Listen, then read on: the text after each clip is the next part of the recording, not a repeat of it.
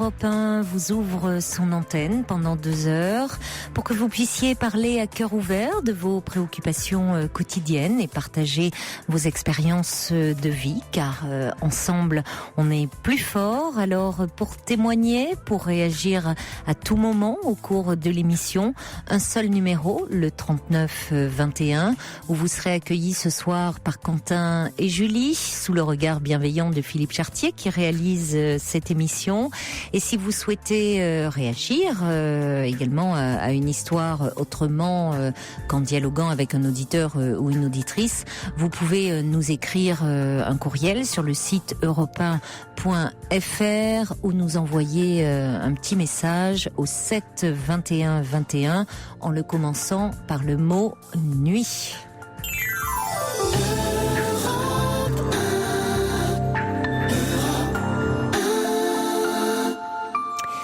Et notre Majesté Georges a écouté la musique de Franz Liszt et ça lui a donné envie de se mettre au piano, figurez-vous. Allez, on va accueillir tout de suite Michel. Bonsoir. Bonsoir Caroline Dublanche. Je tenais déjà dans un premier temps à vous remercier pour tout l'agrément que vous apportez au nom de tous les auditeurs et par rapport au réconfort nocturne que vous pouvez apporter aux gens qui se trouvent dans le désarroi dans toute la France. Et je trouve que c'est fondamental par rapport aux gens qui se dévouent donc dans leur métier par rapport à tout ce que vous faites dans la vie au quotidien. Déjà, je commence déjà par ça, Caroline. Merci Michel. Merci. Non, mais je trouve que c'est un minimum.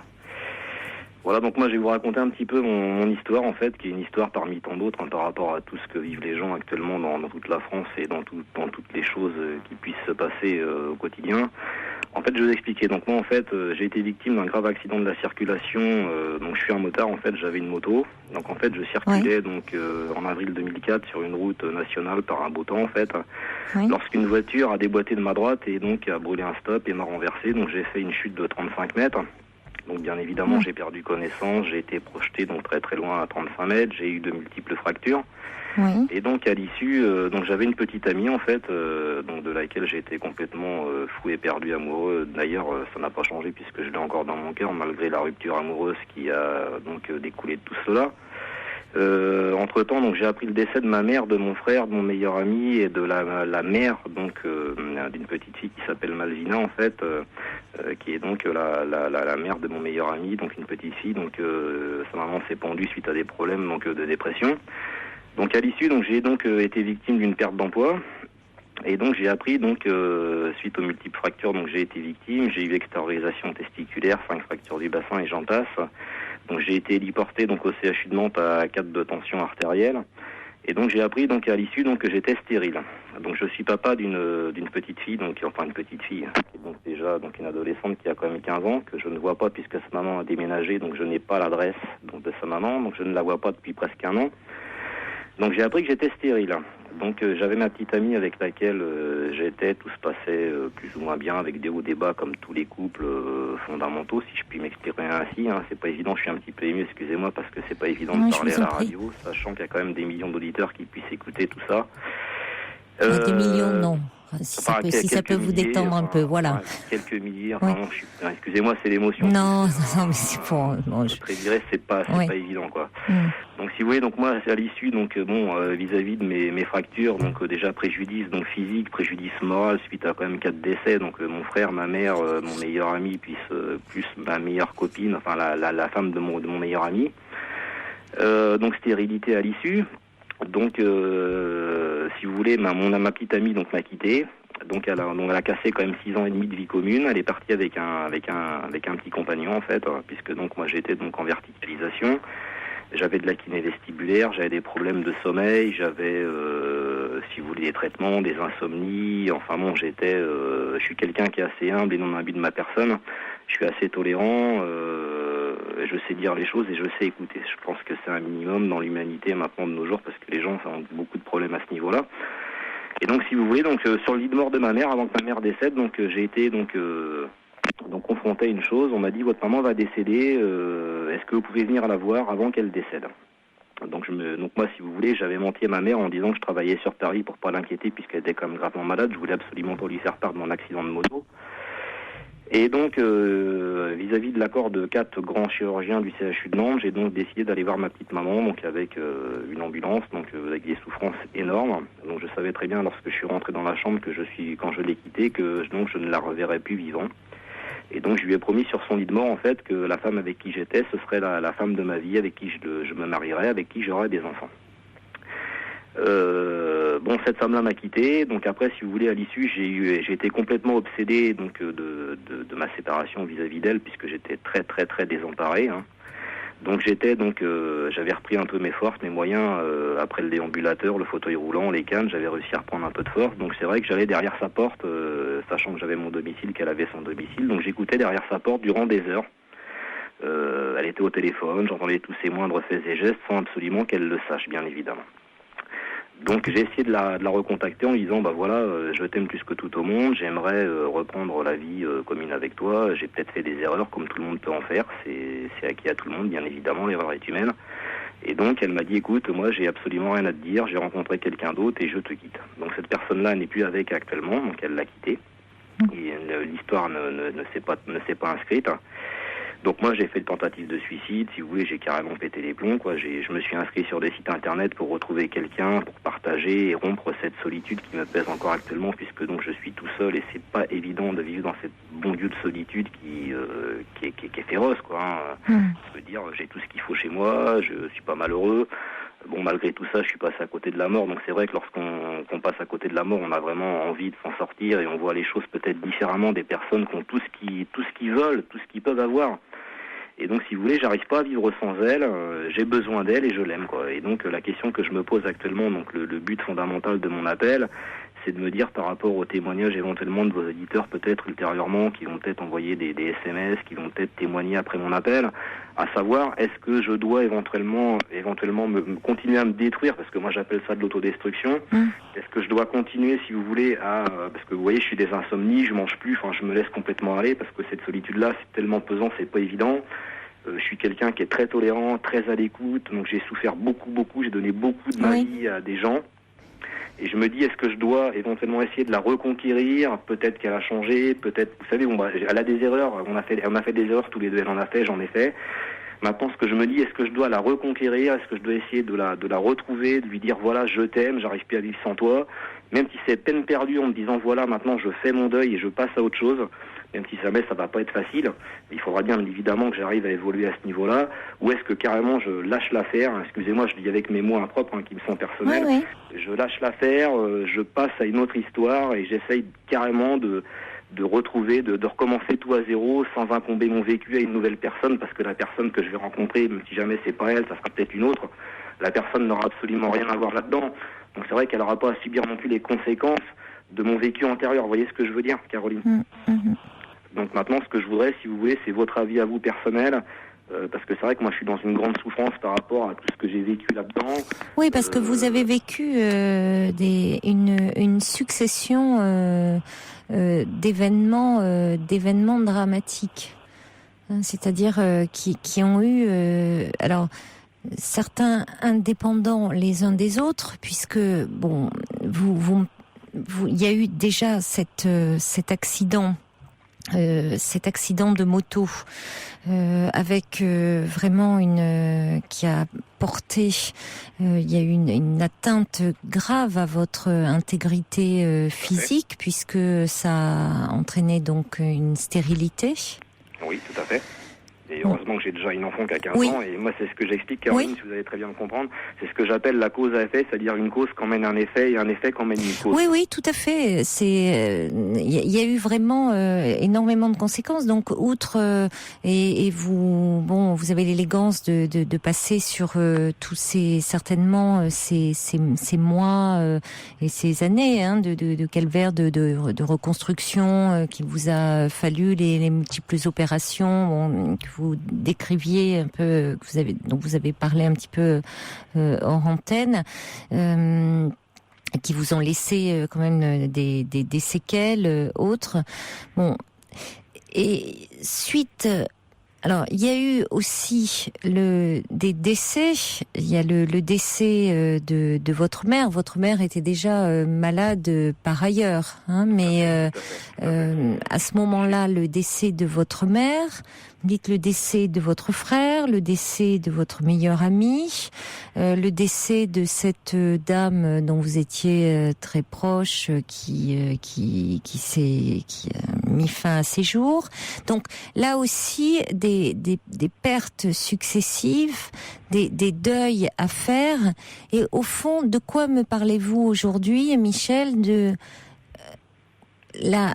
qu'est-ce que vous devez faire? Vous êtes arrivé un peu à la croisée des chemins, c'est-à-dire, est-ce que vous devez avancer par rapport à cette femme qui, à un moment, vous a quitté, avec qui vous étiez, et effectivement, ça doit retourner dans votre tête en vous disant, s'il n'y avait pas eu cet accident, peut-être que nous serions toujours ensemble. La vie en a décidé autrement, parce que vous ne pouvez pas revenir sur ce passé. Elle a pris cette décision-là, et là aussi, il y a quelque chose de l'ordre, effectivement, peut-être d'un deuil à faire, mais au-delà du deuil de cette femme, c'est peut-être ce qui est compliqué à faire, c'est du deuil de comment c'était avant. Avant, votre ça se vie. passait très très bien. Oui, mais avant, même avec elle, c'est-à-dire tout ce qui était à ce moment-là, c'est-à-dire avant que ce fichu accident de moto arrive. C'est-à-dire avant, tout s'est accumulé à ce moment-là dans votre vie. En fait, c'est quelque chose qui a été un bouleversement pour moi. Et si vous voulez, ça me rend insomniaque, ça me rend malade, ça m'a détruit ma vie, quoi. Ça m'a complètement ruiné, ça m'a bousillé complètement, quoi. Alors, il n'y a pas que ça. Il n'y a pas que ça, Michel, qui vous a bousillé, comme vous dites. Bousillé, le mot est fort. J'entends que vous êtes très en souffrance, mais comment ne le seriez-vous pas avec tout ce que vous avez vécu? Parce que il faut en même temps une très grande force intérieure pour être encore quand même debout psychiquement. Que vous ayez du mal à dormir, que vous ayez des bouffées d'angoisse, avec tous cet accident, toutes les séquelles que ça a laissé, et sur un plan physique et sur un plan certainement psychique, les conséquences que ça a eu dans votre vie affective, hein, puisqu'il y a eu cette séparation, les décès aussi successifs, enfin que vous avez eu d'être très proches, très chers autour de vous, qui se sont accumulés en aussi peu de temps. J'ai un ami qui m'a dit comme ça, excusez-moi Caroline, je vous coupe, j'ai un ami qui m'a dit comme ça, avec tout ce que vous venez de vivre, en fait, dès lors que vous allez être sorti de tout ça, vous allez vivre à la royale, quoi. Et en fait, sortie de ça, vous voyez, elle rencontre un autre homme, et là, tout bascule, quoi. Et donc c'est une femme que j'ai jamais oubliée. Oui, mais parce que cette femme cristallise finalement tout ce qui était votre vie d'avant aussi l'accident. Avant l'accident, eh bien, vous étiez avec elle, vous aviez encore votre mère, vous aviez tous ces êtres chers. Il y a un avant et un après. Et il y a cet après qui est douloureux parce que cet après, il est à construire. Et vous voulez, alors je vais en venir à mon point de vue, je pense que, comme le dit là, d'ailleurs, cette femme, elle vous a dit que elle était passée à autre chose. Oui. C'est-à-dire que je dois faire quelque chose pour la récupérer, ou est-ce que je tente rien, est-ce que je repasse à autre chose? Je crois qu'on ne récupère pas quelqu'un qui n'a pas envie d'être récupéré. Oui. Donc là, la réponse déjà tout de suite dans ma tête est déjà ancrée, quoi. Je pense que dans votre relation, cette femme, il y a des épreuves qui peuvent rapprocher des couples, et puis il y a des épreuves qui vont les éloigner. Alors, je ne sais pas. Ça nous a rapprochés beaucoup, quoi, à une époque, parce que c'est vrai que on a eu tellement de choses, si vous voulez, tellement de déboires, tellement de choses qui nous ont sollicité dans notre fort intérieur, hein. Je parle comme ça, excusez-moi, je pense que les auditeurs vont comprendre. C'est pas évident, mais après c'est vrai que ça rend, soit ça affaiblit un couple, soit ça le rend plus fort. Et c'est vrai que nous, on a tellement souffert par rapport à ça, en fait, si vous voulez, qu'on a trouvé une force. Et même moi, à ce jour, par rapport à tout ce que j'ai vécu, vous voyez, dans ma vie, de souffrance psychologique et physique, j'arrive à trouver cette bon Dieu de force maintenant où j'ai plus la force, si vous voulez, c'est de vivre tout seul dans mon appartement, dans une prison dorée, à me dire, voilà, je me lance sur des sites internet pour retrouver une conquête amoureuse. Je suis quelqu'un qui est très quiet, qui est très à l'écoute, qui est très pondéré, qui est très... Est-ce que vous êtes à l'écoute un peu de vous-même, au fond? Parce que... Eh ben non, vous voyez, parce que j'ai suivi une psychothérapie, j'ai vu des psychiatres, hein. J'ai fait une petite cure en psychiatrie, puisque donc j'en pouvais plus, j'étais carrément épuisé de tout ça, quoi. Oui. Et en fait, j'ai un psychiatre qui m'a dit, écoutez Michel, surtout, au lieu de penser aux autres, vous pensez trop aux autres, pensez déjà d'abord à vous, quoi. Et c'est quelque chose que je ne peux pas faire. Voilà, mais c'est ça, parce que moi j'ai l'impression que au fond, ça revient toujours, je suis à l'écoute, mais peut-être pas assez de vous-même, et finalement, vous êtes tellement, et ça peut se comprendre, focalisé sur cette femme aussi, sur le fait de, jusqu'à présent peut-être, pouvoir repartir, reconstruire sur quelque chose avec elle, que vous n'envisagez pas quelque chose autrement. Et vous savez, Michel, parfois, après une épreuve, telle que un accident, une maladie, il peut y avoir, ça peut être une occasion que le destin offre de façon, au départ, alors offre, le mot peut vous paraître plus qu'audacieux dans ma bouche, parce que vous en seriez bien passé, mais justement peut-être de revoir un peu sa vie différemment. Vous savez, j'ai même rencontré d'autres femmes avec qui j'ai eu des petites aventures, sans parler de mon passé, en étant plus que quelqu'un d'audible, de concret, parce que je veux dire, le passé, ça me nourrit pas, quoi. Je veux dire, c'est pas ça qui me fait avancer. Au contraire, c'est même quelque chose qui va faire régresser. Mais c'est des personnes sur lesquelles, si vous voulez, j'ai pas eu l'opportunité. C'est des personnes qui ne voulaient pas s'investir avec moi. Donc dès lors que j'ai rencontré ces 2 ou 3 femmes, elles voulaient s'investir, et en même temps, je sais pas, il y a eu comme un blocage. Et elles ont tout stoppé en me disant, voilà, nous on veut être toutes seules, on veut faire notre vie, on veut aller en boîte, on veut sortir, on va avoir nos compagnons, nos copains, on veut faire ce que bon nous semble, comme bon nous semble. Et c'est quelque chose que j'ai pas toléré, parce que pour moi, si vous voulez, une vie, pour moi c'est une vie qui est faite de partage. Quand on est ensemble, on partage tout. Quoique je veux pas dire non plus que il faut s'interdire d'avoir des moments où on peut être très bien séparés, parce que la distance peut très bien rapprocher aussi également, vous voyez. Donc c'est pas parce qu'une femme va en boîte toute seule sans son copain qu'elle va le tromper, qu'il va y avoir du mal de fait, qu'il va y avoir des choses qui vont se faire. Faut pas non plus être dans la dérision et se faire des films, vous voyez ce que je veux dire. Mais moi, vous voyez, j'y ai cru, quoi. Et en fait, je me suis dit, non. Et donc, lorsque j'ai rencontré ces femmes-là, cette femme-là avec qui j'ai eu cette liaison pendant 6 ans qui m'a beaucoup marqué, j'ai réussi à l'oublier. Et dès lors que donc je me revautrais, en fait, que je repartais à zéro, parce que ça gérait pas, en fait, comme je voulais que ça gère, et en fait, elle me revenait systématiquement dans la tête. Alors que dès lors que j'avais quelqu'un, j'arrivais plus ou moins à l'oublier, à me dire, voilà, passe à autre chose, fais le deuil, c'est une façon de faire ton deuil, d'oublier tout ça.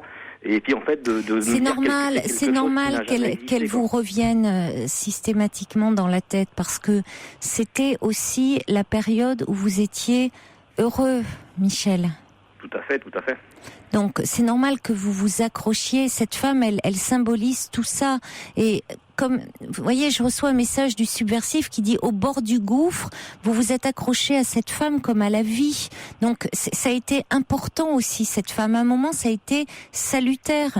Et il ajoute que votre chemin vers le renoncement à cette femme est celui de votre remontée sur le terre-plein de la vie. C'est-à-dire que c'est autre chose aussi maintenant qui va s'ouvrir. C'est magnifique, mais vous voyez, où j'arrive plus à y croire, c'est qu'en fait, malgré les petites sorties que je puisse faire entre amis en me disant, voilà, comment est-ce que je vais rencontrer quelqu'un. Donc maintenant, la femme que je vais rencontrer va me dire, qu'est-ce que tu fais comme profession, tu travailles dans quoi. Donc je peux éventuellement expliquer que je suis victime d'un accident de la circulation, que j'ai pas le droit de travailler, que je suis cotorette, que je suis invalide entre 80 et 95%, que j'ai des soucis de santé, etc., que je fais des malaises quotidiens chez moi. Mais vous voyez, c'est pas évident, quoi. Il y a des choses qu'on peut masquer et d'autres qu'on peut pas masquer, quoi. Et c'est pas toujours facile, donc moi j'évite de parler de mon passé, si vous voulez, parce que je vais tomber sur une femme qui va me dire, voilà, de quel milieu t'es issu, qu'est-ce que tu as fait, qu'est-ce qui s'est produit dans ta vie. Donc vous voyez, il y a des choses en fait... Oui, mais attendez, vous vous rendez compte, en même temps, bien sûr, vous dites, Vous vous rendez compte aussi le chemin que vous avez parcouru. Là, je reçois un message parce que vous dites, vous sembliez, hein, vous avez appelé, vous dites en attente comme ça de messages. Alors vous dites bon, présentez comme ça, oui, je suis handicapée, bah oui, du fait de votre accident Cotorep, mais comme dit l'ami Tintin, il dit on entend bien que vous êtes un battant. Donc vous vous rendez compte tout ce que vous avez surmonté aussi. Et l'ami Tintin qui ajoute, il y a 3 milliards de femmes sur Terre quand même. Hein. Est-ce que je peux vous poser une question, Caroline ? Oui.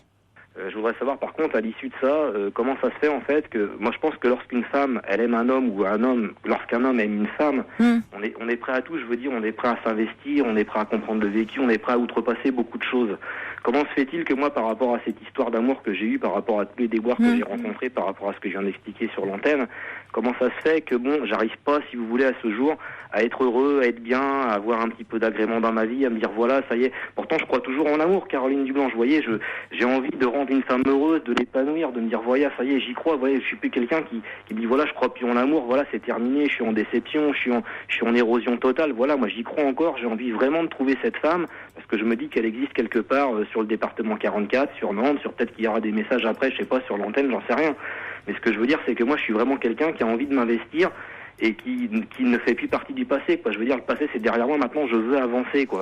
Et comment se fait-il qu'à ce jour, je suis encore aussi malheureux? Non, c'est compliqué, c'est compliqué. Vous dites ça et en même temps, il y a quelque chose en vous et c'est compréhensible parce que jusque-là vous vous êtes accroché aussi à cette femme. Cette femme a cristallisé, représenté beaucoup le subversif a entièrement raison. Vous êtes accroché à elle comme à la vie. Vous en aviez besoin à un moment. C'était cette vie d'avant. Alors cette vie d'après, pour moi, elle paraît un peu difficile à envisager parce qu'il y a eu un moment trop de succession, trop de traumatismes qui se sont enchaînés. Il faut quand même, vous êtes résistant, mais enfin,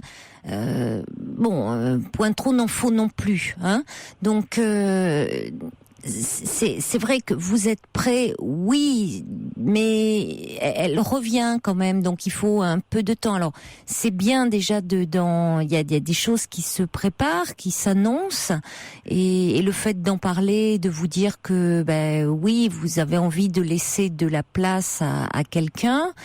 Ça veut dire qu'à un moment, vous allez pouvoir réellement donner de la place à une autre femme dans votre vie. Je me dis en fait, Caroline Dublanche, que je l'aurais complètement zappé dès lors que je serais heureux avec une autre femme. Et là, carrément, je l'aurais oublié carrément. Mais à condition de trouver la femme qui voudra que je lui emmène cet amour que moi j'ai envie de donner, et à condition de trouver cette personne que je ne trouve pas actuellement. Et c'est là justement que je m'autodétruis, que je mange plus, que je dors plus, que j'ai des malaises, que j'ai des... Oui, mais ça, c'est pour ça qu'il faut continuer un peu à vous faire aider, hein, parallèlement. Parce que comme dit Prune, votre demande est tellement grande que ça peut faire peur aussi.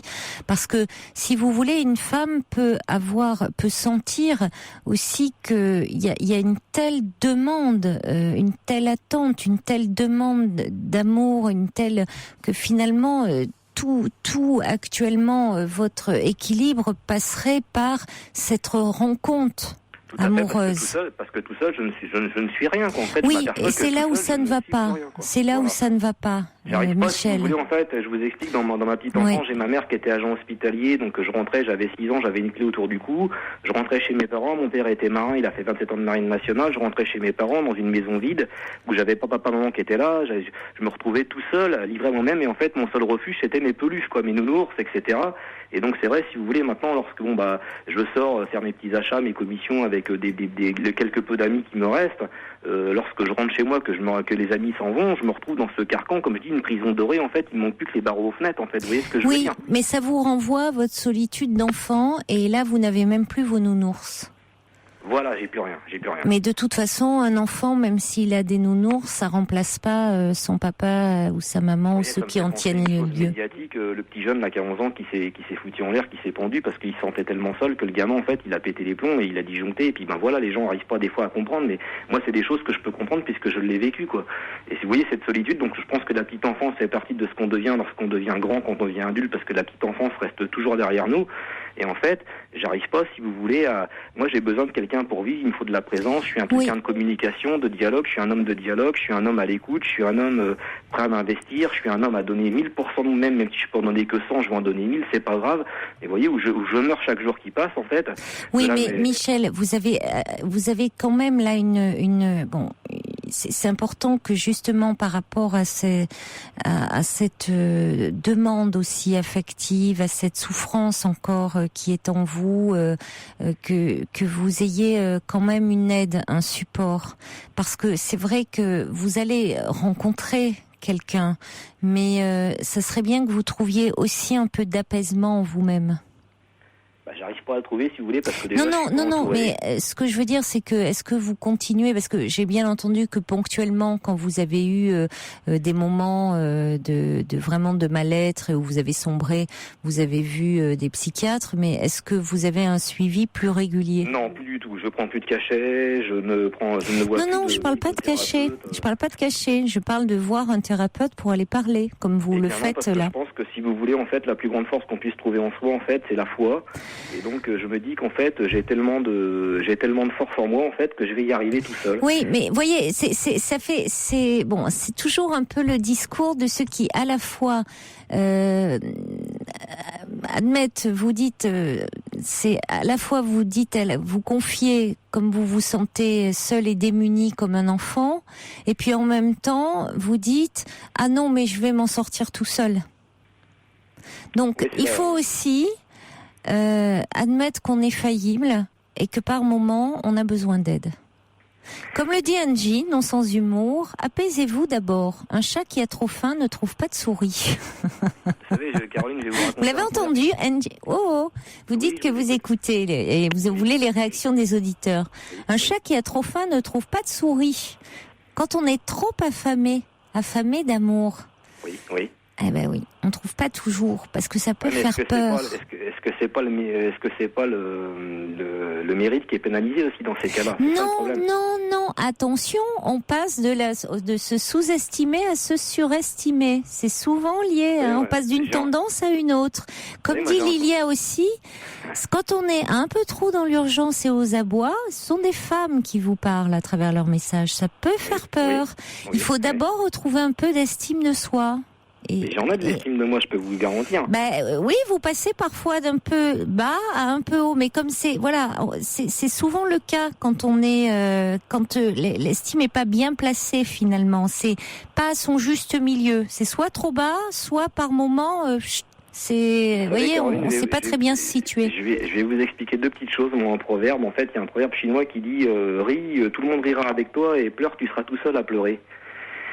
Et vous savez, je vais vous citer une anecdote. Vous savez, c'est une fable de La Fontaine, en fait. C'est un âne, en fait. C'est un âne, en fait, qui a deux ânes, en fait. Donc, il y a un âne qui transporte du sel et un âne qui transporte des éponges. Et donc, sur les deux ânes, en fait, il y en a un. Donc, l'âne qui transporte les éponges qui sont très légères. Il y a l'âne qui transporte le sel. Dis donc, tu m'aiderais pas à porter mes éponges et puis, tu prendrais pas un peu de mon sel parce que moi, avec le sel, j'en bave, quoi. Et l'âne qui transporte les éponges dit, non, ça m'intéresse pas. Et en fait, c'est une fable de La Fontaine, hein.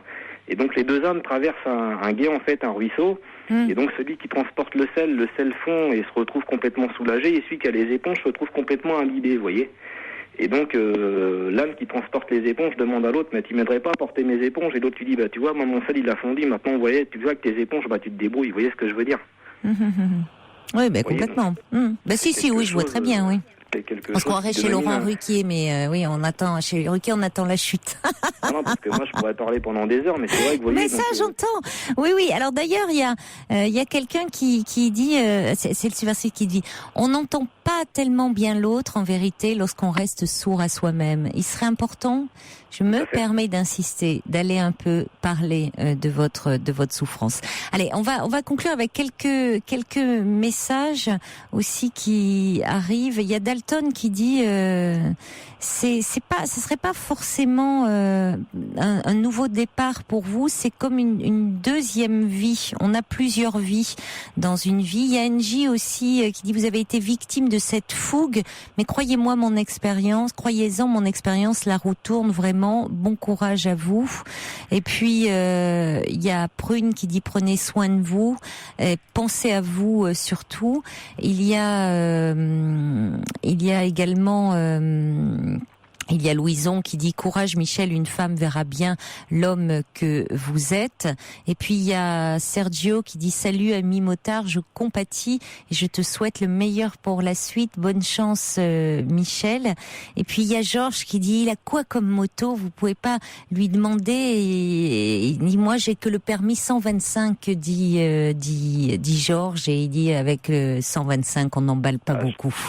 J'avais un 750 FZX Yamaha, et donc je tenais à remercier tous ces gens qui font preuve de soutien vis-à-vis de moi, vous voyez. Donc malgré le fait qu'ils peuvent pas me parler, moi je les remercie déjà d'être à mon écoute. Je vous remercie aussi Caroline Dublanche d'être à mon écoute. Je pense que je vous rappellerai parce que ça m'a fait beaucoup de bien de parler avec vous, et je remercie un peu toute l'équipe et la psychologie dont vous faites preuve par rapport à tous les témoignages qui vous sont accomplis chaque jour. Et pour donc finaliser un petit peu, parce que je sais que je suis pas le seul à la libre antenne, donc pour finir sur le proverbe, vous voyez, je vais vous dire une chose Caroline, il y a un proverbe qui dit comme ça: le chat est un animal, mais tous les animaux ne sont pas des chats. Donc ça veut dire, c'est pas parce que je suis tombé sur une femme en fait qui m'a lousé, enfin excusez-moi, je parle avec mes termes à moi, hein, Caroline, que toutes les femmes vont me louser, vous voyez ce que je veux dire. Et pour finir, encore une dernière chose que je voudrais dire, c'est que si jamais il y a des gens qui veulent me contacter, je vous accorde en fait le libre arbitre de leur laisser mon numéro de téléphone afin que ces gens puissent me contacter sans aucun problème. Alors, un message de l'ami Tintin qui dit « Le monde ne s'est pas fait en un jour, patience, elle sera là quand vous vous y attendrez le moins ». Alors, bonne chance à vous. Et puis, First Lisa qui dit « Vous avez des ressources, on l'entend, mais faites-vous aider quand même ». Bonne chance, et puis on transmettra vos coordonnées. Ne raccrochez pas, on va voir lesquelles avec Quentin. Merci Michel de votre appel. Je vous remercie infiniment. Au revoir. Blanche, Au revoir. Au nom de tous les auditeurs, merci beaucoup. Au revoir. Au revoir Michel. Claire Keim, ça dépend. Bonsoir Daniel. Bonsoir Caroline. Bonsoir. Merci de me recevoir. Je vous appelle donc pour un gros problème qui nous arrive à ma sœur et à moi-même. Je vous le dis tout de suite, je suis un petit peu contrariée, donc si je suis confuse, vous me remettez sur les rails tout de suite. Voilà, oui, il s'agit de notre famille, parce que j'ai peur de partir un petit peu dans tous les sens. Oui. Donc il s'agit de notre frère, donc qui a 55 ans, qui est marié depuis 25 ans à peu près, qui avait une grosse situation, oui, qui a mené une grande vie, donc avec son épouse, qui avait 2 enfants d'une précédente union et leur fille, qui a maintenant 21 ans.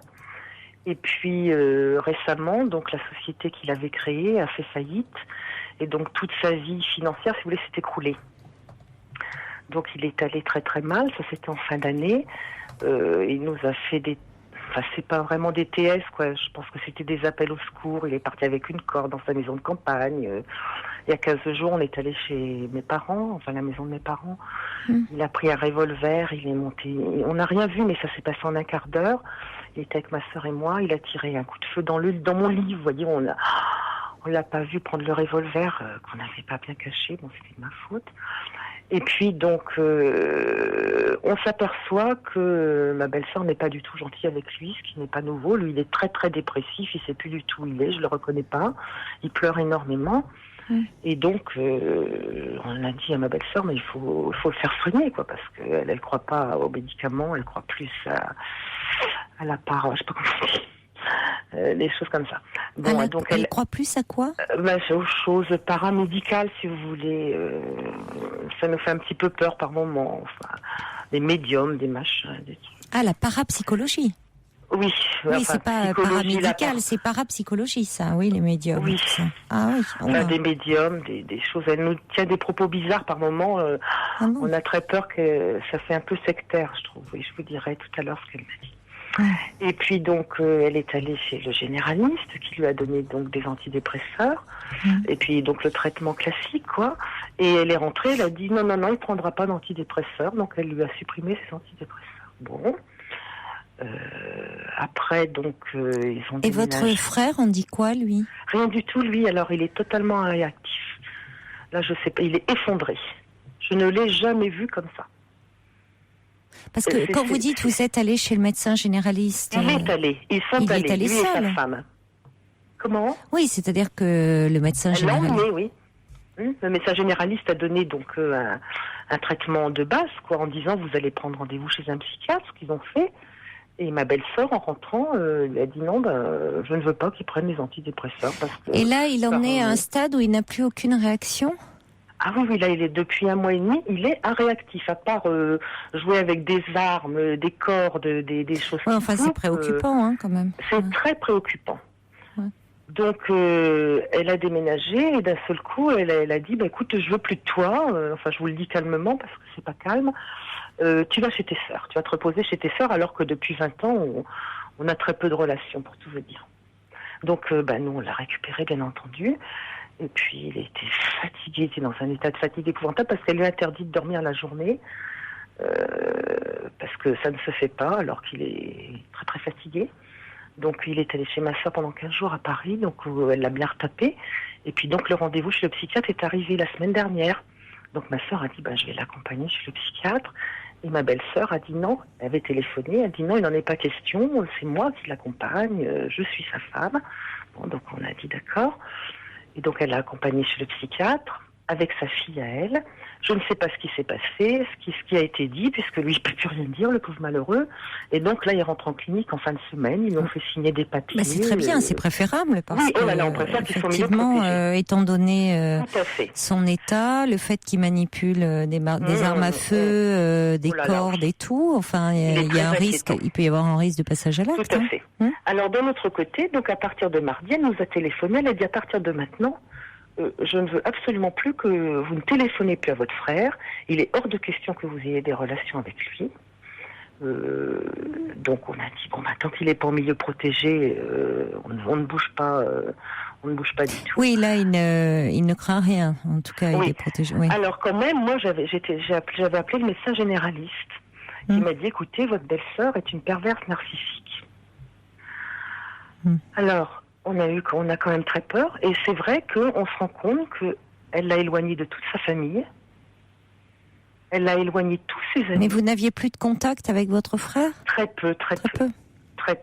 Il venait voir papa 3 fois par an, c'est tout. Donc ce qui est très peu quand même. À un moment, on a beaucoup souffert, parce que c'était son petit garçon chéri, et puis elle l'a éloignée de tout le monde petit à petit. Elle s'est disputée avec tous les membres de sa famille, que ce soit de son côté à elle, d'une autre. Il n'y a pas d'amis, il n'y a personne, donc on est très inquiets. On se dit, mais qu'est-ce qu'on va faire ? Est-ce qu'il est vraiment très en danger avec cette femme ? Et puis nous, ils nous font des menaces quand même, son fils nous fait des menaces. Si on l'approche, il va nous casser la figure. Qui ? Vous devez ? Le fils de ma belle-sœur, que mon frère a élevé, si vous voulez. Le beau-fils de mon frère, donc on est vraiment, on ne sait pas quoi faire. Donc lui, il est malheureux comme les pierres. Il nous a téléphoné vite fait ce soir pendant qu'elle était. Lui, il vous appelle. Oui, mais très vite pendant qu'elle est partie, parce qu'il a peur. Il est terrorisé, il est sous emprise mais à partir du moment où lui vous appelle et que finalement c'est un réconfort pour lui de vous avoir en ligne, vous pouvez très bien, les visites sont autorisées à la clinique. Bien sûr, oui. Alors vous pouvez très bien aller voir votre frère. On ne peut pas nous interdire à la clinique quand même de visite. Mais pas du tout. Sous prétexte qu'elle... Mais attendez, je suis désolée, elle n'a pas la mainmise sur son mari comme cela. Écoutez, c'est ce qu'on pense aussi. Mais non, c'est pas lui qui refuse de vous voir. Au contraire, il vous appelle. Lui, au contraire, il ne veut pas rentrer chez lui. Il voulait rester avec nous, il voulait pas rentrer. Ça peut même être l'occasion si vous y allez, ça serait même peut-être. C'est compliqué, mais peut-être souhaitable d'avoir de voir un petit peu de pouvoir d'écouter votre frère. Bon, c'est compliqué parce que là, il est dans un état particulier, donc mais d'être auprès de lui, de l'écouter un petit peu au vu de ce qu'il va vous dire, mais au vu de vos préoccupations, peut-être savoir quel est le médecin qui s'occupe de lui. Le médecin psychiatre, et de lui faire part de vos inquiétudes. En tout cas, de dire que votre belle-sœur, jusqu'à présent, alors c'est un peu contradictoire. En même temps, elle ne souhaitait pas qu'il prenne ses antidépresseurs. En même temps, elle n'a pas refusé l'hospitalisation. Voilà. Donc malgré tout, dans un premier temps, elle semblait réticente à tout traitement et malgré, elle a quand même accepté qu'il aille voir un psychiatre, et le psychiatre, voyant la gravité, semble-t-il, de l'état de santé de votre frère, a préconisé une hospitalisation, et là, elle ne s'y est pas opposée. Non, mais elle a dit, comme ça, je préfère des papiers. Qui c'est qui a demandé l'hospitalisation? Ah, ça, je ne sais pas. Je sais pas du tout. De toute façon, je vois pas comment elle s'est.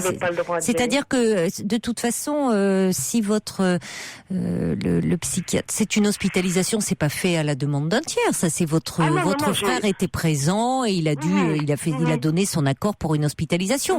Donc, devant le psychiatre, ça devait être difficile pour votre belle-sœur de dire je ne souhaite pas que mon mari soit hospitalisé, parce que pour le coup, c'était quand même un peu de la non-assistance à personne en danger. Hein. Oui. Donc, ça pouvait être compliqué devant le psychiatre, parce que le psychiatre, vous voyez, même s'il les a reçus tous les deux, peut-être qu'à un moment il lui a demandé de sortir et a reçu que votre frère. Enfin, je ne sais pas comment ça s'est passé, mais je sais pas, elle pouvait difficilement. Avant et puis après. Elle reçoit. Il a pu recevoir le couple d'abord, puis à un moment a vu votre frère seul. C'est en général comme ça que ça se passe. On voit la personne qui est directement concernée, hein, parce que dans un couple, on sait que ça peut être problématique de parler parfois devant l'autre conjoint. Alors c'est pareil, ses amis, moi j'ai rappelé tous ses amis parce que mon frère était vraiment très gai, très très enjoué, j'ai toujours connu comme ça, puis là depuis quelque temps c'est l'effondrement total, et ses amis étaient tous écartés, donc moi je les connais très bien, je les ai tous rappelés, donc ils ont tous fait blog, d'ailleurs ça fait chaud au cœur de voir tout ça, et donc ils ont dit on va aller le voir. Oui, vous avez bien fait. Donc soit là ou pas, on y va. Oui, vous avez bien fait. Alors il doit être très fatigué en même temps. Hein. Oh là là. Donc il vous faut des petites visites peut-être courtes quand même, parce que les gens se rendent peut-être pas compte dans quel état il est.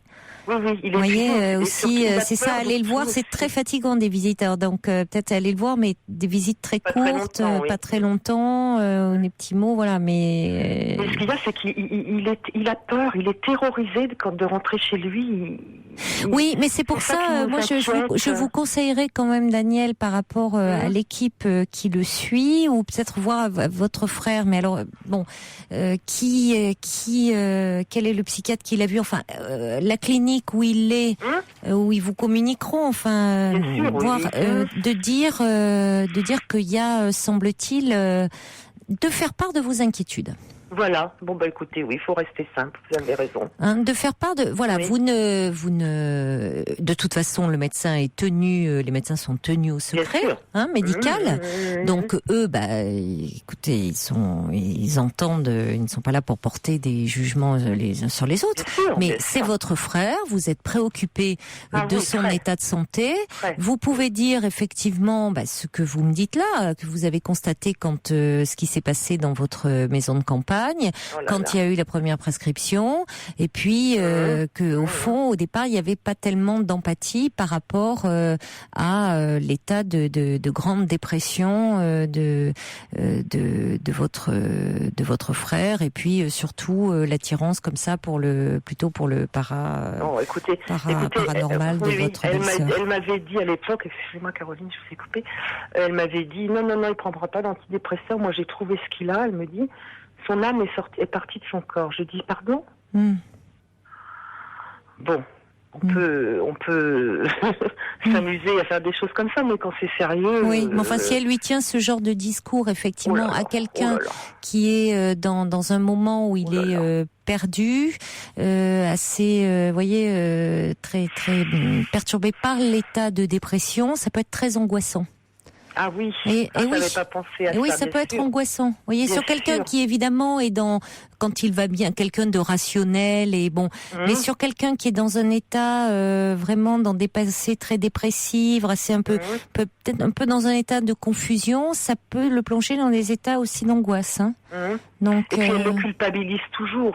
Tout est de sa faute. Oui, alors qu'il n'a pas besoin de ça puisque son entreprise est en faillite, et comme le dit quelqu'un, il avait peut-être que son entreprise comme échappatoire, et l'ayant perdu, il se retrouve peut-être confronté à sa femme tyrannique, vous voyez. Donc, c'est tout à fait ça. Oui, donc, allez voir votre frère, ça, puisqu'il vous appelle, donc, et puis profitez-en pour rencontrer discrètement. Oui, le médecin qui s'occupe de lui. Qui le suit. Tout à fait. Puis elle me dit aussi, Allô ? Bon, on a perdu Daniel. On va passer un petit peu de musique. Oui, il semblerait qu'il y ait eu un petit souci de batterie avec Daniel, mais je crois de toute façon, on avait fait le tour de la question des réactions qui dit Dalton qui dit il est important de prouver votre amour à votre frère. Coco aussi qui dit maintenez le lien avec votre frère afin de pouvoir dans le futur, quand il sera retapé, le tirer des griffes de sa femme. Il pourra le faire, je pense, de lui-même quand il ira mieux. Et puis Liliette qui dit après le frère, c'est la belle-sœur qu'il faudrait pouvoir soigner parce qu'elle semble quelque peu dangereuse pour cet homme en tout cas. Allez, on va accueillir maintenant Martine. Bonsoir. Bonsoir Martine. Oui, allô, bonsoir. Bonsoir. Oui, bonsoir. Voilà, j'ai appelé tout à l'heure. En fait, je ne sais pas si vous m'entendez. Mais là, je vous entends, oui. D'accord. Voilà, je vous appelle parce que je suis un petit peu désespérée en fait. J'ai mon mari qui a 46 ans, qui a un cancer de l'œsophage, on m'a annoncé il y a 3 jours devant ma meilleure amie que c'était presque la fin, quoi. Voilà, ça fait 9 mois que ça dure. J'ai pris énormément de poids, je suis en souffrance depuis longtemps. On est un couple depuis l'âge de 15-16 ans qu'on se connaît. Donc il a été... enfant à 6 ans, il a perdu sa maman, donc j'ai un peu servi de tout, si vous voyez un petit peu ce que je veux dire. On a un enfant qui est sportif, qui a 23 ans et qui lui-même est dans le médical, il transporte le sang. Et à l'heure d'aujourd'hui, je me sens un petit peu perdue et désespérée parce que je me retrouve toute seule à la campagne. Je fais des voyages à Marseille, on m'aide beaucoup. Je suis en maladie, donc j'ai pas beaucoup pour vivre, mais je me débrouille quand même avec des amis. Et quand j'arrive à l'hôpital, je sais plus quel comportement adopter devant lui. Il est odieux avec moi. Je suis quelqu'un de très chaleureux, de très compréhensible, mais je me mets à sa place et je pense que je serais pareil, mais je suis complètement... Alors, oui, mais alors justement, vous disiez au standard, dites, parce que il y a vous n'arrivez plus à parler tous les deux parce que non. L'équipe vous a annoncé qu'il n'y avait plus aucun espoir de guérison, que voilà. Donc votre mari allait dans un service de soins palliatifs, mais que vous n'aviez pas voulu que les médecins lui disent la vérité et que, si j'ai bien compris, mais vous m'arrêtez si c'est pas le cas. Vous imaginez bien, Caroline, que à 46 ans, 30 ans de vie, son regard, je l'oublierai jamais. Je ne peux pas annoncer à mon mari en face, voilà, c'est fini, au revoir. Non, j'ai pas dit vous, Martine, mais justement que lui a des espoirs de guérison. Donc c'est ce que je vois là, c'est ce que on m'a résumé. Donc les médecins ont accepté cela parce que en même temps votre mari ne va pas être dupe, va bien se rendre compte qu'il est dans un service de soins palliatifs et que au fond il n'y a pas de traitement. Je vous dis franchement, mon mari, c'est on va dire, en termes des gens du Sud, c'est un petit peu un ours. Oui. Tous ces mots, soins palliatifs, tout ça, il connaît pas. Pour lui, il a déjà été opéré à cœur ouvert en septembre. Oui. Il a été déjà à Léon Bérard, donc pendant 1 mois. Donc pour lui, ils font une chimio. Il a un gros problème. Il connaît sa pathologie, mais vu qu'autour de lui, il a vu plein de cancers se guérir. Pour lui, c'est positif. Et il me parlait cet après-midi comme si lundi, il allait dans une maison de repos. Vous voyez ce que je veux dire ? D'accord. Alors que moi, je sais que à la minute près, j'attends n'importe quel coup de téléphone pour me dire, bon voilà, il fait une hémorragie, quoi. Et je suis perdue, je pose plein de questions à mon entourage, à ma mère, je m'en prends à tout le monde. Oui, c'est très très difficile. Et j'arrive plus à le regarder en face parce que j'ai l'impression que je lui mens. C'est dur, vous comprenez ce que je veux dire? Et j'ai peur de l'après, j'ai peur de ce que je vais vivre, j'ai peur de mon fils tombe, que moi je ne sais pas ce que je vais c'est devenir. Très, voilà. C'est très très pénible, oui. Si je me suis permis de vous appeler, mais vous avez bien fait, Martine, parce qu'on va pouvoir en parler et puis on aura, je l'espère, certainement des témoignages, parce que je pense que votre histoire va faire réagir au 39-21. Ne raccrochez pas, on va continuer à en parler ensemble après le journal.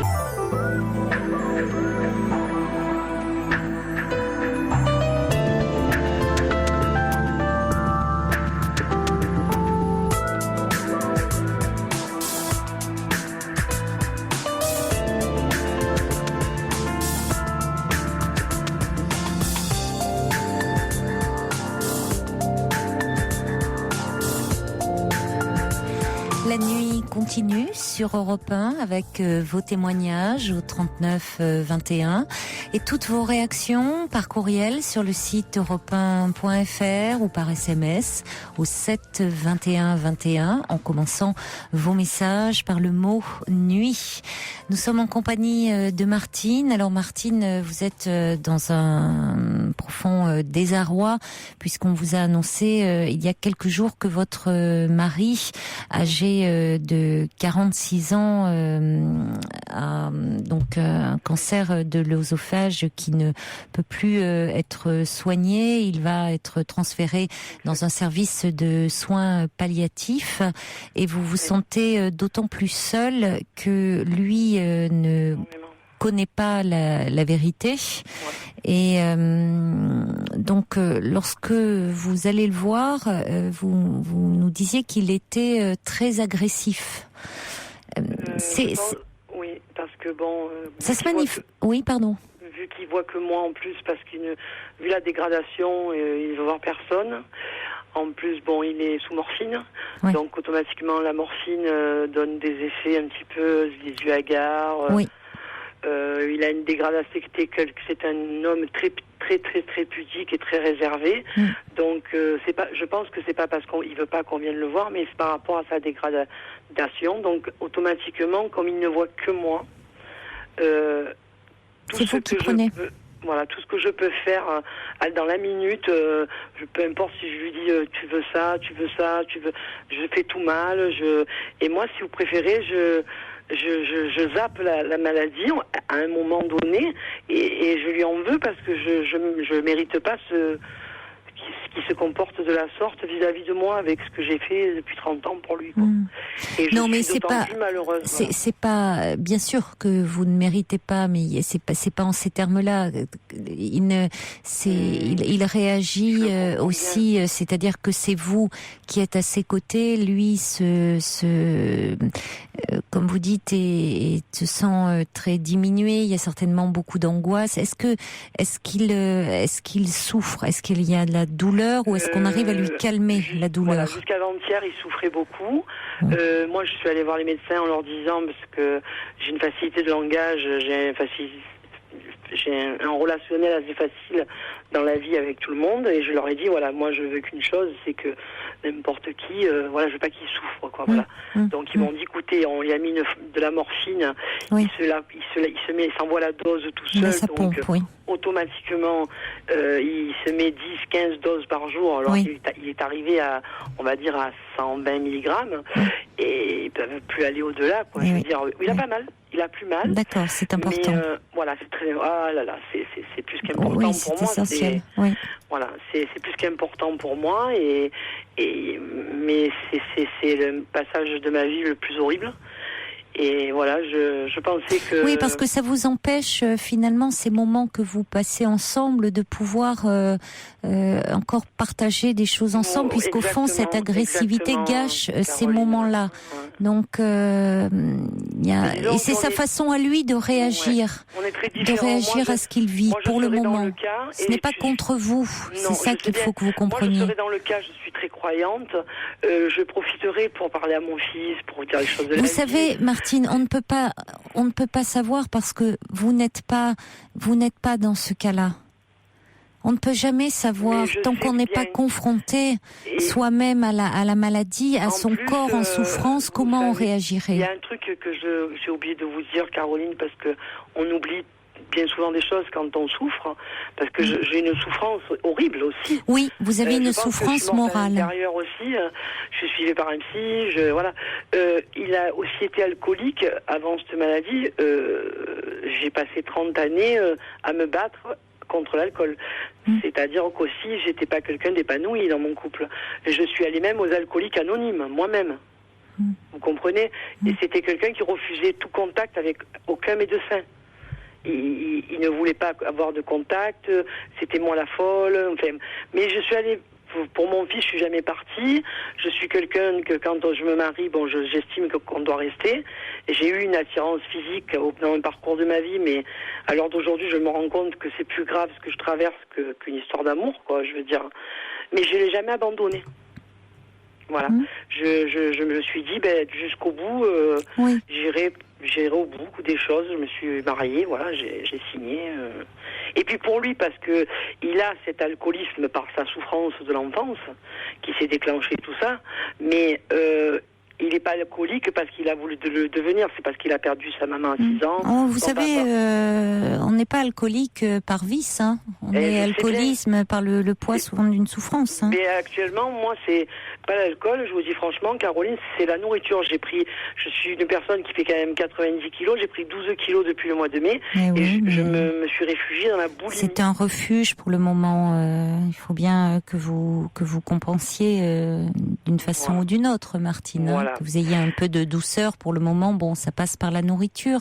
Exactement. Mais vous savez, je reçois déjà des messages pour vous. Il y a Milou qui est infirmière et qui dit, vous savez, cette agressivité, pour le moment, ce n'est pas contre vous, c'est pas volontaire, c'est un mécanisme de défense qu'il a. C'est sa façon à lui de réagir, de lutter, même si c'est difficile. Il y a également Nelly qui est infirmière, qui a travaillé en service de soins palliatifs et qui dit, vous savez, ce n'est pas un lieu sans soins et sans traitement, il va être accompagné, on va faire en sorte de soulager le plus possible sa douleur, de faire en sorte qu'il y ait une bonne qualité de vie.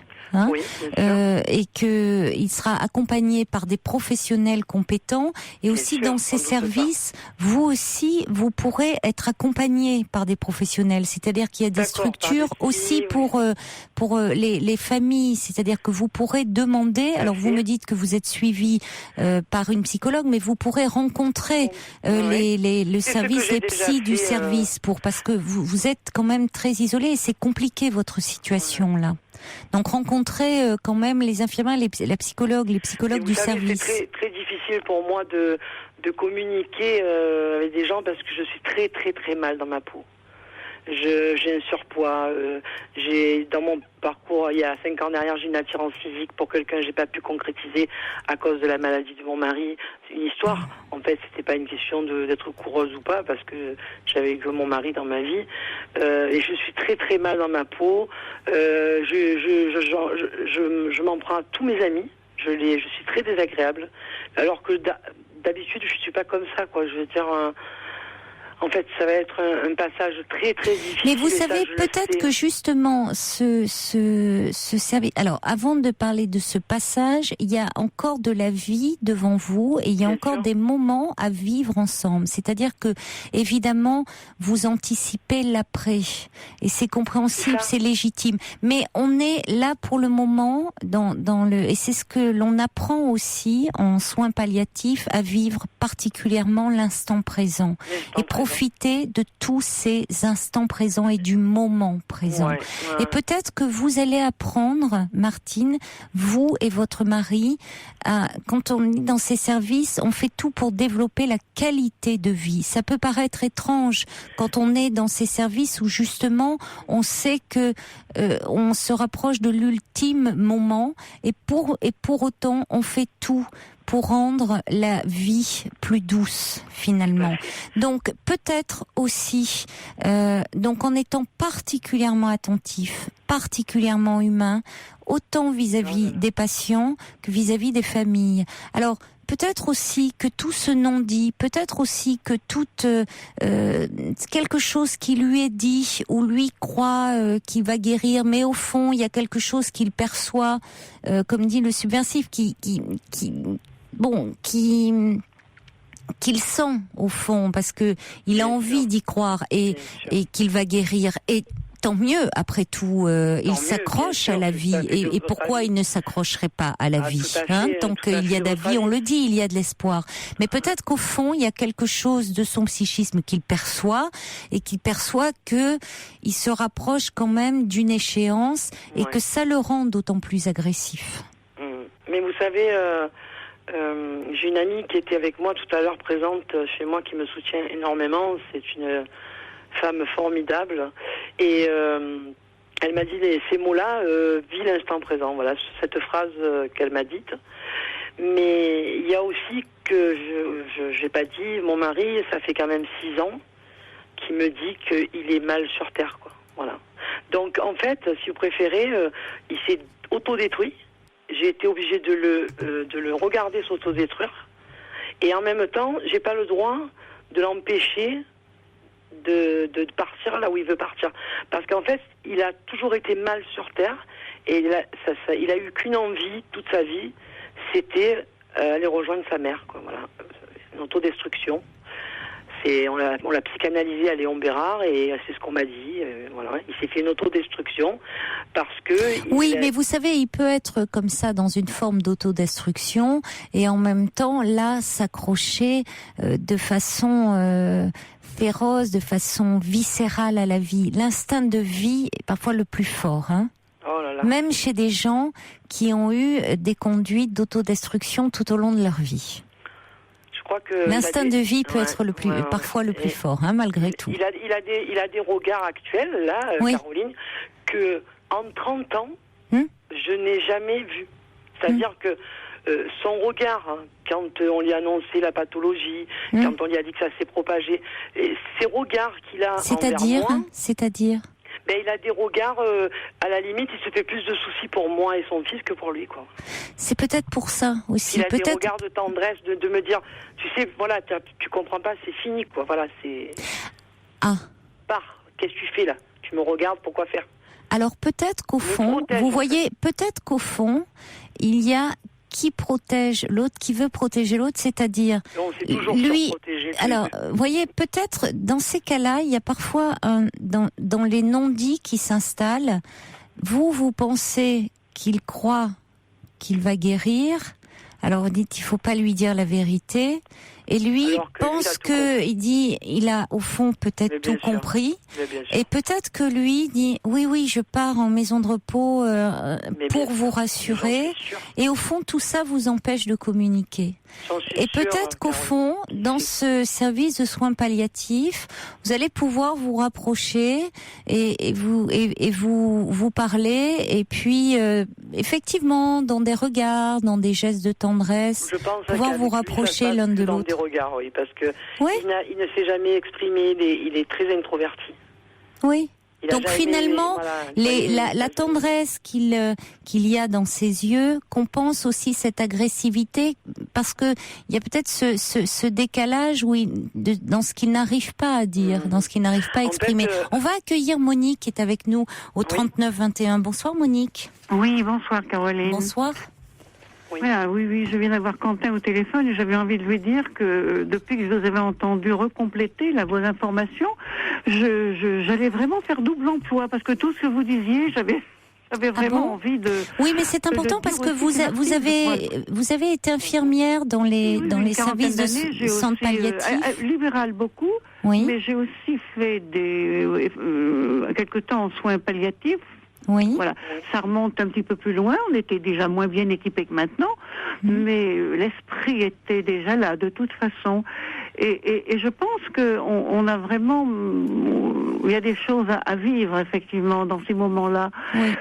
Et même si Martine n'a pas trop a un petit peu peur, ne sait pas être un petit peu maladroite, car on est tellement maladroit dans ces moments-là. On est tellement maladroit. Il y a donc les psychologues, il y a des infirmières qui peuvent aider Martine d'une part, et qui auront surtout un grand savoir-faire avec son mari. Je crois qu'il faut faire confiance dans ces centres-là qui sont absolument bien. Moi, je pense que je fais confiance à tous les centres, même dans les mains des médecins où il est actuellement. Mais en fait, mon appel au secours, c'est moi qui n'arrive plus parce que je suis trop sensibilisée par ça. Je prends la route, je me déclenche des coliques, les odeurs de l'hôpital, je peux plus. Oui. J'ai l'impression que c'est moi qui sombre à la limite. Mais pourquoi pas? Vous avez bien le droit aussi avec de telles choses. Vous voyez, aujourd'hui, je lui ai dit, si ça t'ennuie pas, mon chéri, demain, je peux pas, je viens pas, je me repose. Parce que c'est moi, je ne peux plus. Je me déclenche tout. Un ulcère à l'estomac, je me déclenche des angoisses, ça me serre la gorge. Je suis trop sensible à ça.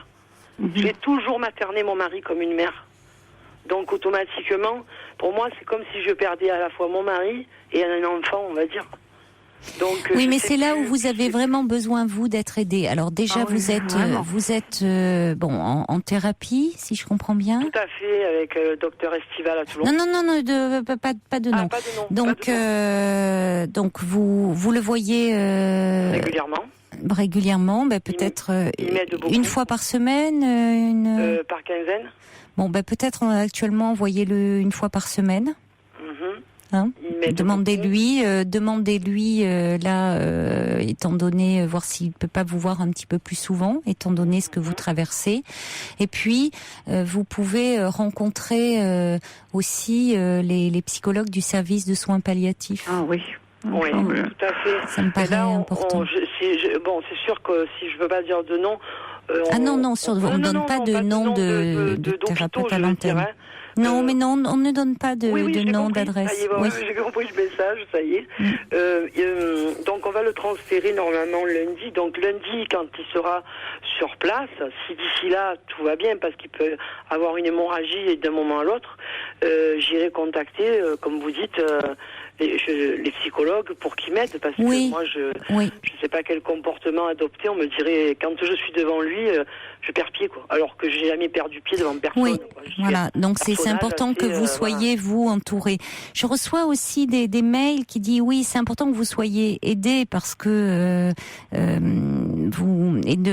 de façon à ce que le passé ne revienne pas sur le devant de la scène. Seul aujourd'hui sa fin de vie et votre soutien compte en ce moment. Jeanne qui dit vous avez tout mon soutien pour être passé par là. C'est très gentil. Et puis il y a Valérie du Pas-de-Calais qui dit votre histoire est bouleversante. Vous avez eu beaucoup de courage de le protéger ainsi et de vous investir pour le préserver. C'est une belle preuve d'amour. Vous avez raison, j'en ferai de même si malheureusement cela m'arrivait. Demandez l'aide de votre fils si vous en avez besoin et l'aide d'un professionnel pour pouvoir vous libérer. Il y a également Jackie qui dit composez avec l'agressivité de votre mari générée par sa situation dramatique. Offrez-lui votre amour de façon gratuite. Chaque moment, chaque attention est précieuse à ce stade. Je suis sûre qu'il apprécie votre présence à ses côtés.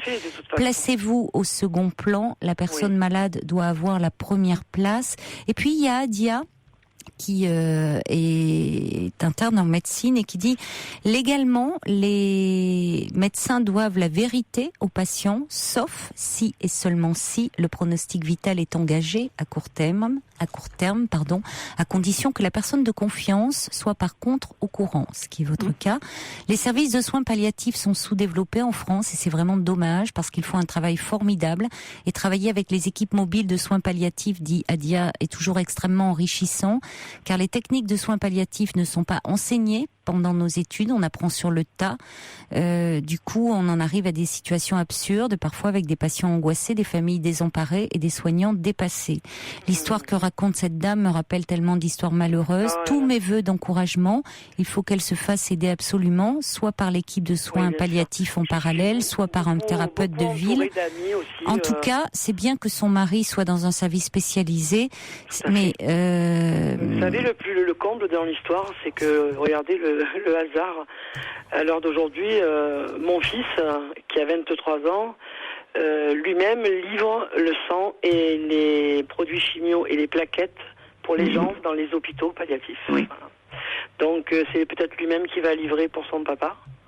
Voilà, mais lui, il est à la hauteur, il est sportif, et il m'a dit, maman, avec la vie qu'il a eue, on n'a pas le droit de lui montrer que c'est plus un homme dans notre regard.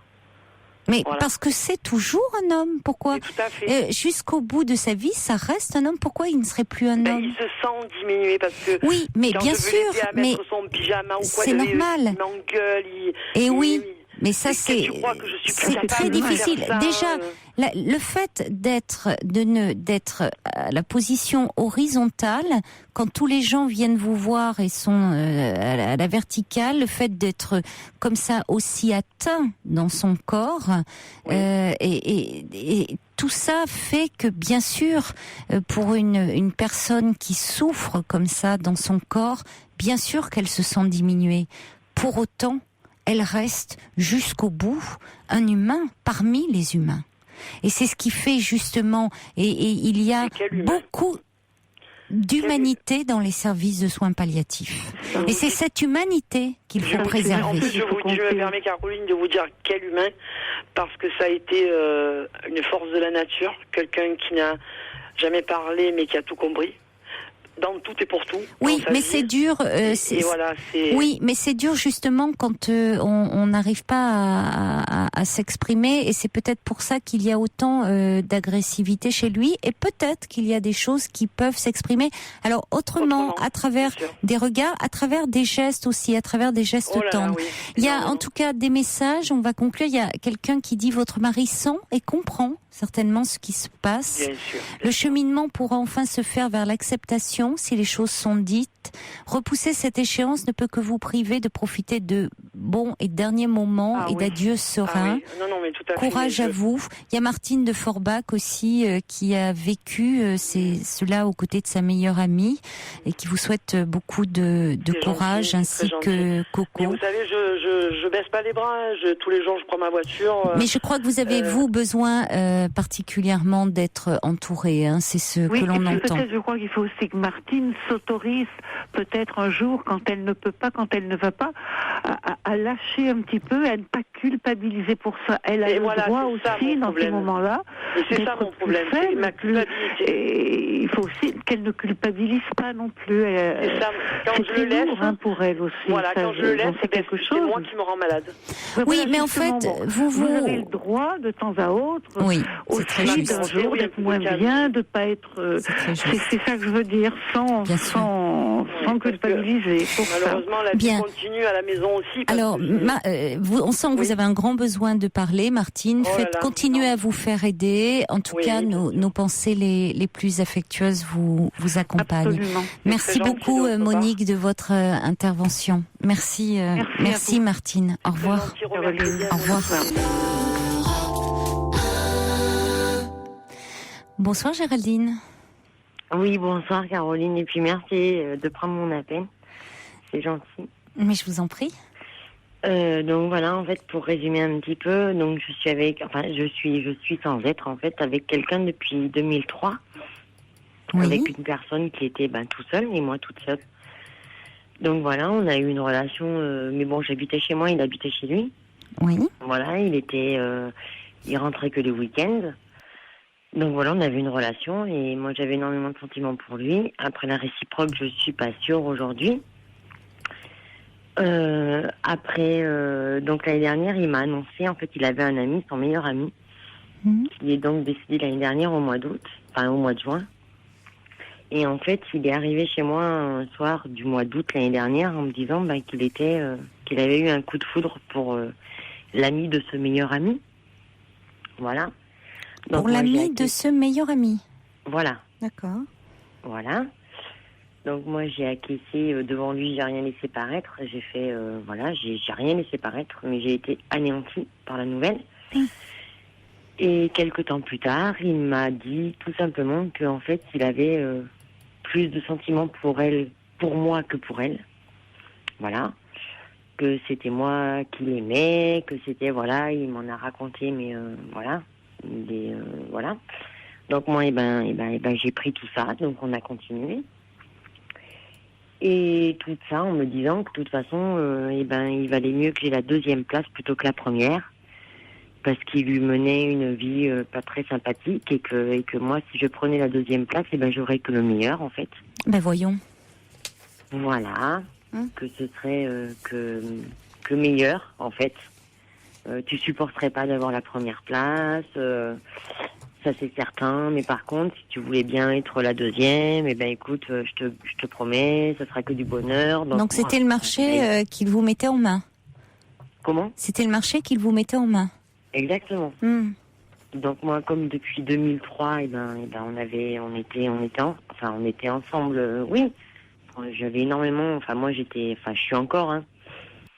J'avais énormément de sentiments pour lui, donc j'ai acquiescé la chose, en fait. Ah bon ? Oui. Oui. Depuis le mois d'août, oui. Et puis petit à petit, ça pas parce que quand même c'est qu'est-ce qui fait que vous avez accepté cela, parce que être supplanté comme cela avec un homme qui vous dit non sans cynisme, au fond j'ai rencontré quelqu'un d'autre, j'ai plus de sentiments, mais le marché que je te propose, tu peux garder, tu peux rester, t'auras la deuxième place, Ce sera la meilleure. C'est finalement c'est pas mal, il y a quelques, c'est un petit arrangement comme ça, et puis c'est pas mal la deuxième place, il y a une forme de condescendance. Qu'est-ce qui fait que finalement que vous acceptez cette proposition très indécente? C'est vrai que c'est très indécent, mais en même temps assez humiliante finalement. Comment ? Assez humiliante, je trouve. Et lui, voyez, il y a beaucoup de cynisme, je trouve, de sa part. Oui, mais je pense que j'ai besoin de me l'entendre dire. En fait, j'en parle pas du tout, j'en parle à personne. En fait, c'est pour ça que je vous appelle, parce que c'est vraiment, au fond, c'est pas sain, c'est pas. Mais bon, j'avais énormément de sentiments pour lui, et moi, j'ai cru à tout ça, en fait, parce que j'avais envie d'y croire. Mais cru à quoi ? Que je pouvais prendre.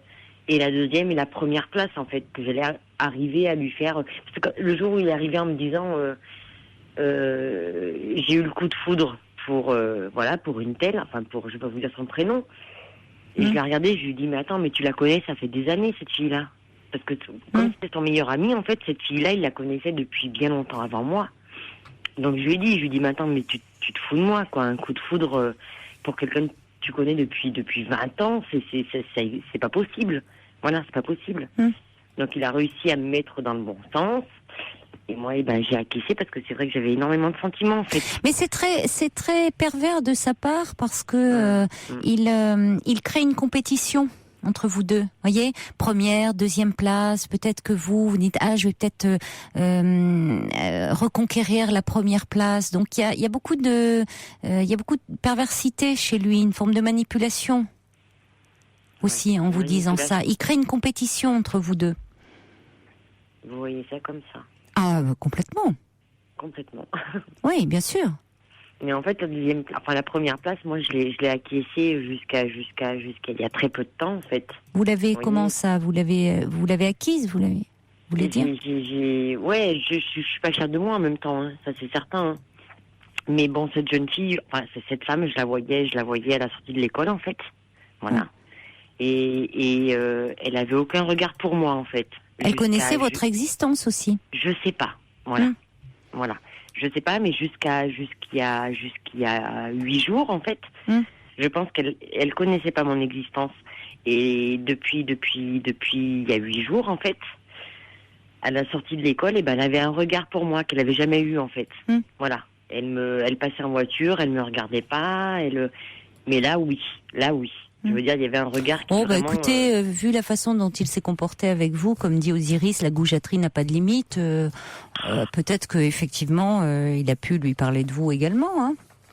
Alors voilà, donc il y a une semaine de ça, donc il m'a dit... Donc moi, les sentiments étant là, mon mal-être étant là, je lui ai dit, écoute, il va falloir qu'on discute, parce qu'il y a quelque temps, il m'a dit, il y a une semaine... Il m'a dit, écoute, je pense que en fait, je vais rester avec une telle et on va en rester là. Oui, donc moi, très bien. Colère, de colère, voilà, de colère. Parce que j'ai jamais été... je suis toujours restée dans l'ombre, en fait. J'ai jamais été méchante, jamais. Et là, je lui ai dit, écoute, il va falloir que tu viennes me dire face à face, parce que j'ai jamais eu de face à face. Il va falloir que tu me dises face à face ce que tu as à me dire, parce que sinon, je vais dire ce que j'ai à dire à cette personne, quoi. Et donc, il m'a dit, écoute, il n'y a pas de souci. De toute façon, tu lui apprendras rien, parce qu'elle sait tout. Je lui ai tout dit, en long, en large et en travers. Et donc, voilà. Donc, si tu veux, il n'y a pas de souci. Ce soir, on vient te voir et tu pourras balancer, te soulager. Ah oui, mais et puis lui, ça le fera jouir, effectivement, de vous mettre comme ça. Mais personne n'est venu. Oui. Personne. J'ai attendu, j'étais un petit peu effrayée parce que j'étais toute seule et je me suis dit 2 personnes pour moi toute seule, ça va être un petit peu dur. Et en fait, j'ai eu peur pour rien. Voilà, j'ai eu peur pour rien parce que personne n'est venu. Donc après, est-ce qu'elle sait pas, je sais pas. Après, peu importe.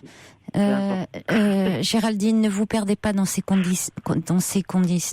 considérations. Vous voyez, j'en bafouille parce que je trouve l'attitude de cet homme tellement abjecte que vous n'êtes pas un numéro. Vous n'êtes pas, bien sûr, et pour elle et pour vous.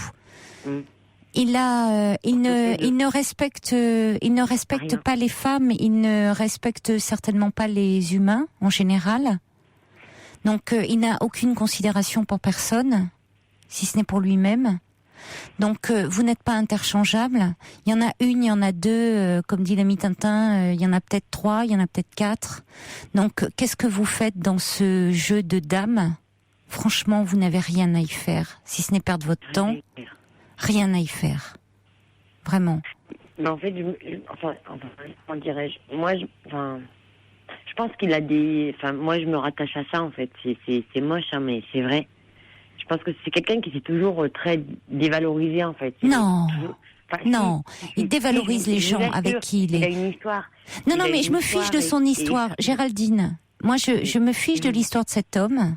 Pardonnez-moi, je vais être directe. J'entends simplement la façon dont il se comporte avec vous. En l'occurrence, c'est pas cet homme qui m'appelle, c'est vous. Il se comporte de façon abjecte avec vous. Donc j'aimerais que vous l'entendiez.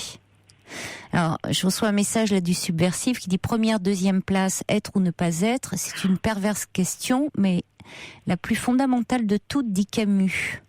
First Lisa qui dit, il les considère comme des numéros et vous devez avant tout travailler sur votre estime de vous-même. Parce que vous n'avez pas à être traité comme ça, comme un numéro. Vous n'êtes pas interchangeable. Je vous ai beaucoup écouté, en fait. Enfin, je vous écoute tous les soirs, hein, franchement.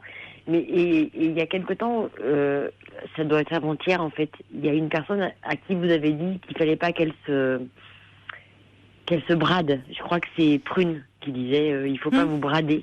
Et c'est vrai que quelque part, je me suis un petit peu reconnue, quoi. Parce que quelque part, c'est vrai que je me brade en espérant, voilà.